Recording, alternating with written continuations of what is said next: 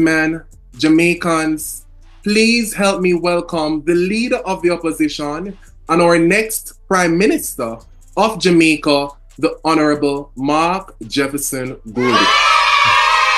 Thank you very much. Thank you very much, Comrade Kavar. I want to just begin by congratulating Senator Floyd Morris and the team, task force, and organizers of this seminar. When I heard the focus was on persons with disabilities, I was very happy to hear that and agreed to come on and give a few brief remarks. I come from a family which has a deep involvement with persons with disabilities. My father was the founder of what is now the Sir John Golding Rehabilitation Center, which is a center for persons with physical disabilities and other trauma that requires that type of therapy.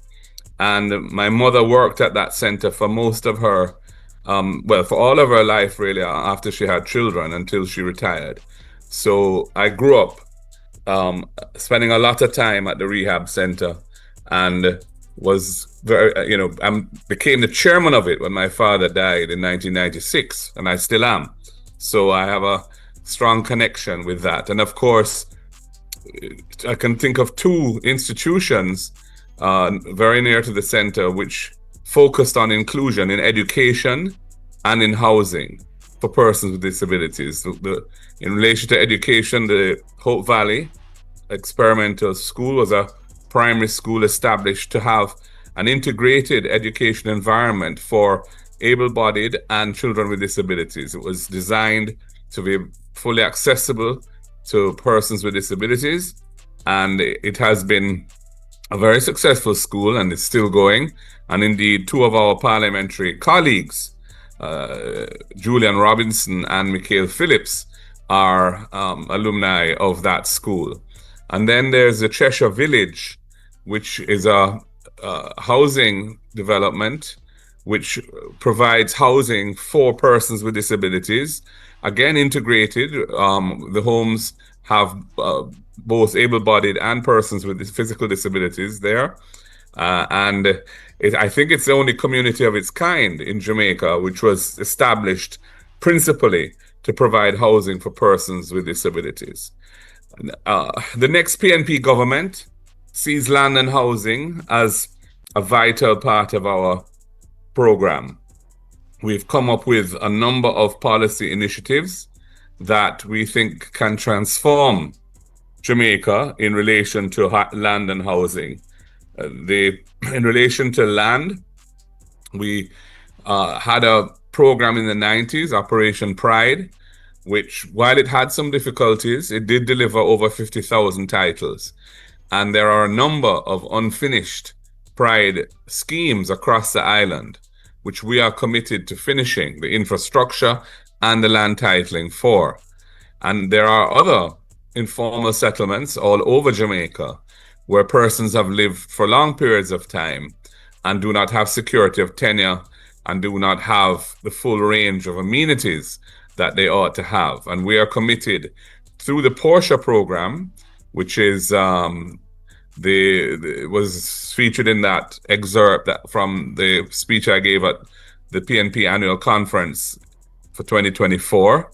That is one of the elements of the Portia program, is the completion of the Pride schemes and expanding that to encompass other informal settlements which need a similar program of upliftment for the residents. Then, of course, there's the whole housing construction program that we're committed to, focusing on affordable housing. There has been a lack of focus on affordable housing for the last 10 years. There have been a few social houses built, but way less than was promised. And even the National Housing Trust program of construction has not delivered the numbers that were promised. And indeed, we've seen where the Housing Trust has gone into a segment of the market which is really competing with private developers for persons who can afford houses in the $30+ million range. And we know the huge demand unsatisfied demand for affordable housing. And so we are committed to building 50,000 housing units, affordable housing units, in the first 5 years of our office. And I'm sure others will talk about that. I don't want to steal the thunder by going into all the details of what is planned. But suffice to say that it is our intention that every constituency will benefit from affordable houses being built under that program. We're also committed to the restoration of the National Housing Trust to its mandate of delivering housing for the people of Jamaica.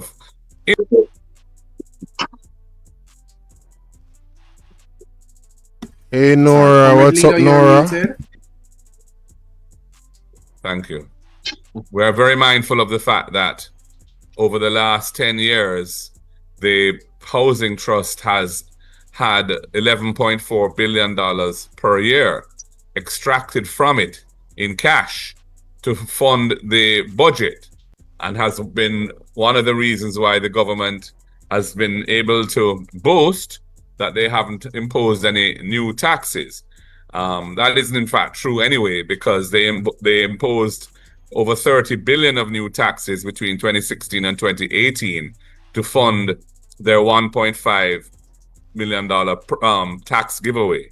But apart from that, the National Housing Trust resources have been a critical part of how they have managed to balance the budget or achieve their fiscal targets. Now, that has come at the expense of the housing stock of the country, because those resources have not been available to the NHT to build houses and to finance housing construction. And indeed, we have reached a point where, except for the very lowest income bracket, housing loans by the NHT are no longer funded from the NHT's own resources, but are outsourced to the private lending market. And the Housing Trust has to pay an interest rate subsidy to the banks that are making those loans so that the borrowers get the published NHT rates. But that means that the Housing Trust has no income from those loans, but has an expense to in the form of that subsidy. So this is further undermining the solvency of the National Housing Trust. We intend to discontinue the extraction of money from the NHT to fund the budget, so that the NHT will be better resourced to carry out its mandate as part of our program of delivering affordable houses. And of course, we have a series of measures that we have come up with within the Housing Trust itself, and which I am not going to detail, and I assume others will, that are designed to make life better and easier for persons who want to get into the ownership of a house, and focusing on public servants, young people, persons with disabilities, and so on. So, we are very much favoring those groups. We also are looking at a land reform policy that would shorten the limitation period, which is a period of occupation of land before you become entitled to apply for a title. And in the case of publicly owned lands, that is 60 years.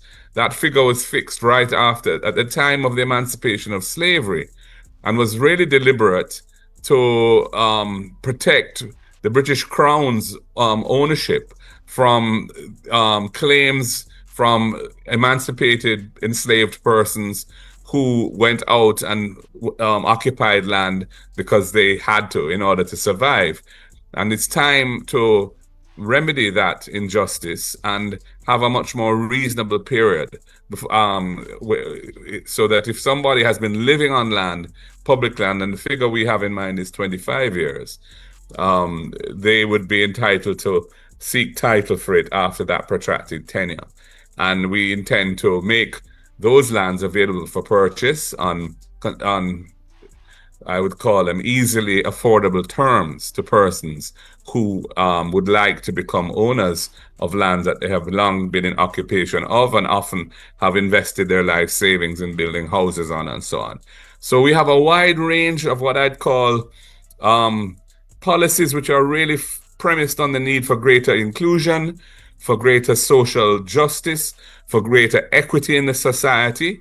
And, we have our National Disabilities Fund of $1 billion a year to facilitate a better life for persons with disabilities, greater access to all aspects of society, assistive devices, um, the remodeling of homes and so on, things that are needed by disabled people to enrich their quality of life. And that's another important policy that we're pursuing. We are indeed the party that signed the UN Convention for Persons with Disabilities. We were the first country in the Western Hemisphere to do so.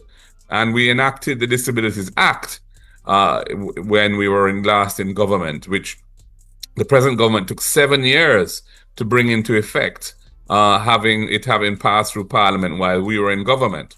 So we are very mindful of the community of persons with disabilities. We have in our leadership ranks, we have people like Senator Floyd Morris, himself a person with a disability.